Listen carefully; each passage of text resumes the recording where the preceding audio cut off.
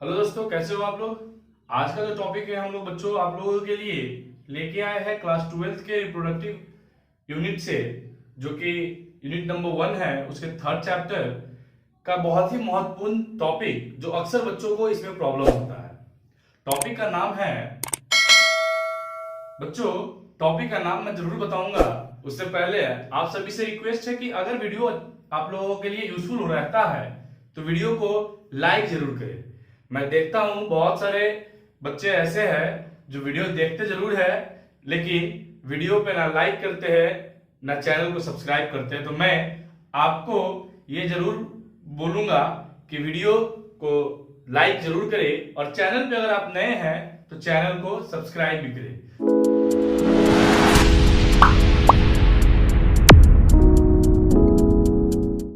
तो बच्चों, उस टॉपिक का नाम, जिस टॉपिक को अभी हम लोग यहां पर करेंगे और बच्चों को इसको समझने में अक्सर काफी कठिनाई होती है, तो मैं उस टॉपिक को आज यहां पे डिस्कस करूंगा, जो टॉपिक है oogenesis।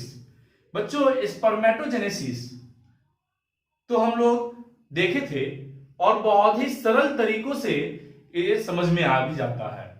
ठीक है, गैमेटोजेनेसिस जो है वो दो टाइप्स का होता है। मेल के स्पर्म के फॉर्मेशंस के लिए स्पर्मेटोजेनेसिस, फीमेल में ओवा के फॉर्मेशंस के लिए, ओवम के फॉर्मेशंस के लिए oogenesis। बच्चों, यहां देखेंगे स्पर्मेटोजेनेसिस आसान है लेकिन oogenesis कैसे ऑकर होता है। तो हम लोग जो टॉपिक करने जा रहे हैं वो oogenesis है। ठीक है, मींस ऐसा process of formation of female gamete, ovum के प्रोसेस को हम लोग oogenesis बोलते हैं। ठीक है बच्चों, तो बच्चों इसमें क्या होता है, तो बच्चों हम लोग जानते हैं कि आफ्टर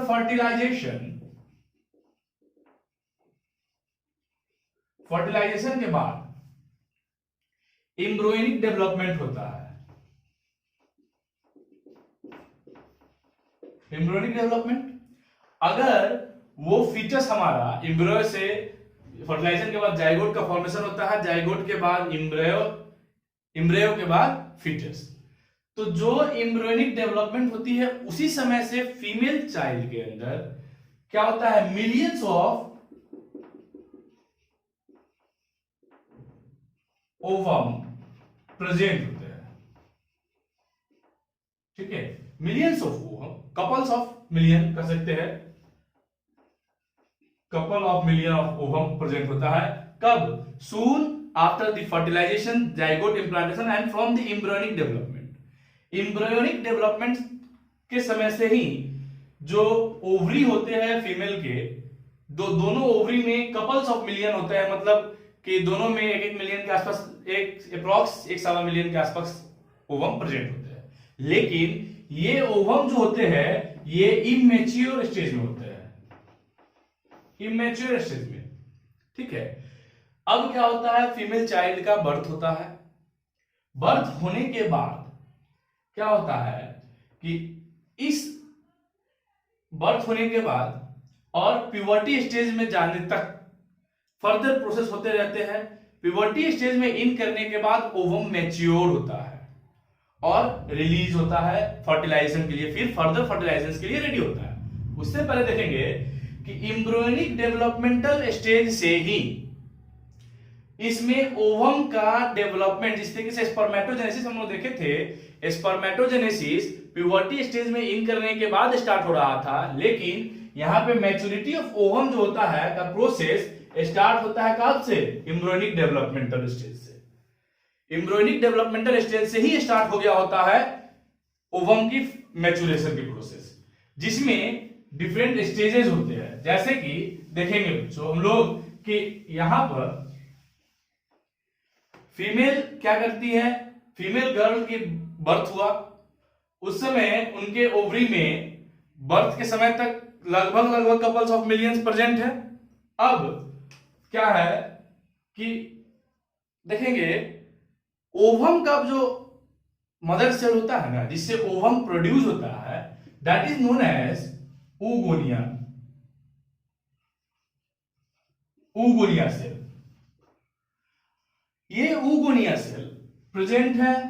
फर्दर माइटोटिक डिवीजन किया है, अपना नंबर्स को इंक्रीज कर लिया है। अब एम्ब्रियोनिक डेवलपमेंटल स्टेज से जब इसका डेवलपमेंट होता है ओवोनियल सेल में, ओवम का, तो क्या होता है कि प्रोफेज स्टेज में, प्रोफेज 1 किसका है स्टेज बच्चों, ये मियोसिस 1 का स्टेज है, प्रोफेज 1। जैसे ही डेवलपमेंटल स्टेज में वो ओवम इन करता है और प्रोफेज स्टेज जैसे ही कंप्लीट होता है, वो उसी स्टेज में बंद जाता है, अरेस्टेड हो जाता है। उसके बाद फर्दर डेवलपमेंट ही नहीं हो पाता है उसका, ठीक है। तो उसी स्टेज में ये प्रेजेंट हो गया और ये ओगोनिया सेल से ये बन जाता है। इसी स्टेज में जब अरेस्ट हो जाता है तो ये बन जाता है हमारा क्या, प्राइमरी क्या, oocyte, ठीक है। बर्थ जब फीमेल चाइल्ड का होता है उस समय उसके ओवरी के अंदर ये प्राइमरी oocyte स्टेज प्रेजेंट होते हैं। फर्दर समझ में आ गया, सिंपल सिंपल बात। ओवोनियन सेल एम्ब्रियोनिक स्टेज से ही प्रेजेंट होगा, ठीक है, जो कि मियोसिस सेल डिवीजन का प्रोफेज 1 स्टेज में अरेस्टेड हो जाता है, गेट अरेस्टेड किस स्टेज में, प्राइमरी oocyte स्टेज में। अब ये प्राइमरी oocyte स्टेज में बच्ची जन्म ली। अब कब ये यहां से समझिए कि यहां से यहां तक का स्टेज, अब यहां बर्थ हो गया, ठीक है। बर्थ से लेकर क्या है, ये चाइल्डहुड स्टेज है और ये एडल्टहुड है, ठीक है। अब इस दौरान मिलियंस ऑफ जो प्राइमरी oocytes प्रेजेंट रहते हैं उसमें डीजेनरेशन होता है, बहुत सारे सेल डीजेनरेट कर जाते हैं और प्यूबर्टी स्टेज में पहुंचते पहुंचते उनके पास कितना बच जाता है, नंबर्स कितने बच जाएंगे, नंबर ऑफ प्राइमरी oocytes कितना होगा, अप्रॉक्स 60 to 80,000, ठीक है। अप्रॉक्स 60 to 80,000 प्राइमरी oocyte उनके ओवरी में बचा रह जाता है। अब कब, तो ये बर्थ से एडल्टहुड स्टेज में जो डेवलपमेंटल स्टेज होते हैं, उस बर्थ से प्यूबर्टी स्टेज में इन करते करते बहुत सारा प्राइमरी oocyte डीजेनरेट कर जाता है और बच जाता है 60 से 80 हजार। अब देखेंगे क्या होता है। अब यहां से हम लोग देखते हैं कि प्यूबर्टी स्टेज में इन करने के बाद क्या होता है। तो प्राइमरी oocytes के ऊपर, ठीक है, बहुत सारा सेल मास डेवलप करता है, layer of cell mass, layer of cell mass, ठीक है। अगर ये oocyte है तो इसके ऊपर में डेवलप करना चालू हो गया, इस स्टेज में इसको बोलते हैं हम लोग, तो क्या बनाता है, layer of cell mass develop करता है, तो क्या होता है, प्राइमरी फॉलिकल्स।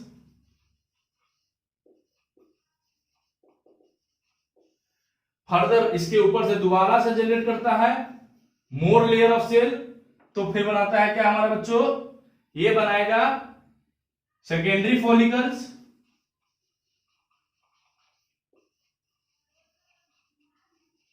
ठीक है। सेकेंडरी फॉलिकल्स बनाया, सेकेंडरी फॉलिकल्स के बाद इसमें water content, fluid field content ovum के अंदर बन जाता है, जिसको हम लोग एंट्रम बोलते हैं, फ्लूइड फील्ड कंटेंट। तो ये जैसे ही एंट्रम का डेवलपमेंट होता है तो ये टर्शियरी फॉलिकल होता है,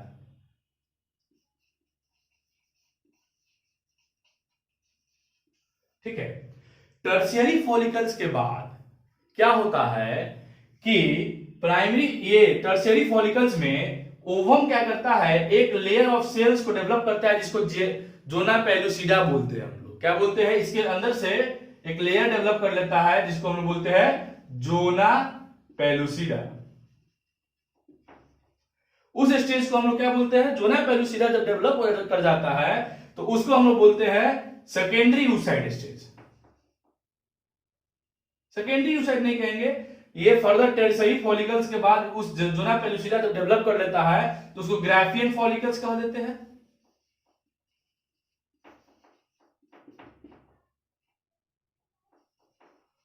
अब ग्राफियन फॉलिकल्स ओव्यूलेशन के समय में रैप्चर करता है, क्या कि क्यों? तो अब यहां पे फर्दर टर्शियरी फॉलिकल्स के बाद first meiotic cell division complete होता है। प्राइमरी यहीं पे अभी मियोसिस 1 का प्रोफेज था, इसके बाद फिर मेटाफेज आया, एनाफेज आया, टेलोफेज आते आते आते आते ये हमारा ग्राफियन फॉलिकल्स डेवलप किया। अब जैसे ही प्राइमरी मियोसिस फर्स्ट कंप्लीट होता है, उस समय रिलीज क्या होता है? Secondary oocyte।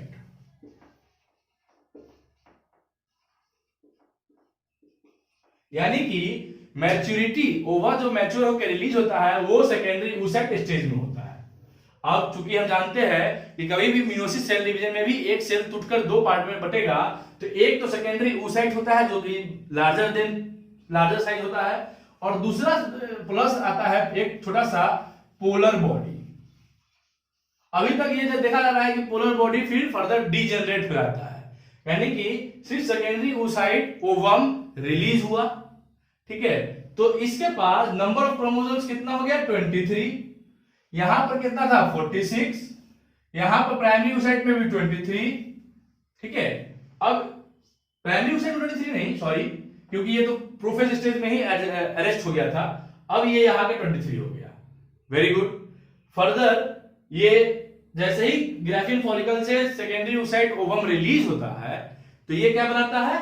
ये कॉर्पस ल्यूटियम में कन्वर्ट हो जाता है और स्टार्ट करता है रिलीजिंग प्रोजेस्टेरॉन हार्मोन।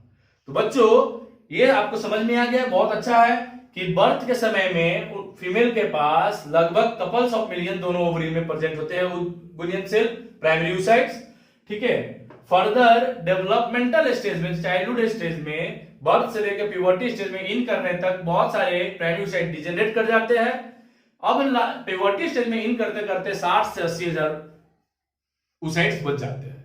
उसके बाद वो फर्दर मियोसिस के फर्दर स्टेज को कंप्लीट करता है और लेयर ऑफ सेल्स को डेवलप कर लेता है। Primary oocyte layer of cells पहला डेवलप करेगा प्राइमरी फॉलिकल्स, फिर फर्दर डेवलप करेगा उसके ऊपर दूसरा लेयर सेकेंडरी फॉलिकल्स, फिर वाटर कंटेंट बॉडी ओवम में डेवलप कर जाएगा, एंट्रम जिसको बोलते हैं, तब जाके वो हो जाएगा tertiary follicles. Tertiary follicles stage में ही डेवलप करता है एंट्रम। उसके बाद क्या होगा बच्चों? टर्शियरी फॉलिकल्स के बाद ग्राफियन फॉलिकल्स में कन्वर्ट होगा, मैच्योरिटी अटेंड करेगा। मैच्योरिटी ग्राफियन फॉलिकल्स के बाद जब रैप्चर करेगा ग्राफियन फॉलिकल्स, सेकेंडरी oocytes को रिलीज करेगा, पोलर बॉडी को रिलीज करेगा। पोलर बॉडी जो डिजेनरेट कर जाता है और सेकेंडरी oocyte फर्दर ओवम के रूप में रिलीज करता है, फर्टिलाइज करता है, फिर न्यू जनरेशंस को रिलीज करता है। तो बच्चों ये था, बहुत ही कॉम्प्लेक्स चीज है। बच्चों को अक्सर मैंने देखा है बच्चों को इसके बारे में कंप्लेन करते हुए कि सर ये टॉपिक बार बार पढ़ने के बाद समझ में नहीं आता है, जो कि मोस्ट इंपॉर्टेंट टॉपिक है रिप्रोडक्शन चैप्टर से, प्लस आपके नीट के लिए भी बहुत ज्यादा इंपॉर्टेंट है ये, ठीक है।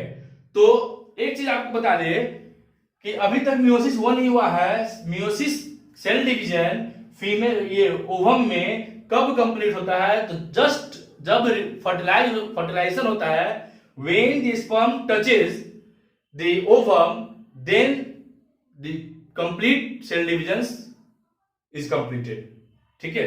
तो ये कहानी है इसमें। तो इस तरीके से आप वीडियो पे बने रहिए, चैनल पे बने रहिए। चैनल पे नए हैं तो चैनल को सब्सक्राइब कीजिए। वीडियो अच्छा लग रहा है तो वीडियो को लाइक जरूर करें। देखिए बच्चों, लाइक तो जरूर करें और सब्सक्राइब करें। देखिए ये पसीना निकाल निकाल के आप लोगों के लिए मेहनत कर रहे हैं, और अभी भी आपको लगता है कि वीडियो को इंफॉर्मेटिव नहीं हो पा रहा है, आप लोगों के लिए नहीं ठीक ठाक लग रहा है, तो वीडियो पे कमेंट जरूर करें, और कौन सी टॉपिक की रिक्वायरमेंट है अधिक से अधिक कमेंट करके बताएं। हम कोशिश करेंगे वो टॉपिक जल्द से जल्द आप लोगों के लिए लेके आए, ठीक है। तो अभी फिलहाल नीट बेसिस पे पढ़ाया जा रहा है, नीट बेसिस पे वीडियो बन रहा है। चूंकि सीबीएसई बोर्ड ने 10th का और 12th का एग्जाम को कैंसिल कर दिए हैं, तो नाउ व्हाट, एग्जाम तो हुआ नहीं, नाउ व्हाट, तो बोर्ड प्रिपेयर कर रहा है, जल्द से जल्द आप लोग का रिजल्ट दे। तो अल्टीमेटली ये है कि you have to go for the NEET, और नीट के लिए जो टॉपिक है वो टॉपिक को मैं बारीकी से रिसर्च कर करके ला रहा हूं कि जो टॉपिक बच्चों को ज्यादा समझ में नहीं आता है ज्यादा प्रॉब्लम होता है इस टॉपिक में, वो टॉपिक जल्दी से ला के दे ताकि नीट उनका रेडी रहे। तो बच्चों वीडियो पर कमेंट जरूर करें, चैनल को सब्सक्राइब जरूर करें, तब जाके हमें मोटिवेशन मिलता है आपसे और हम आप लोगों के लिए कड़ी मेहनत करते हैं।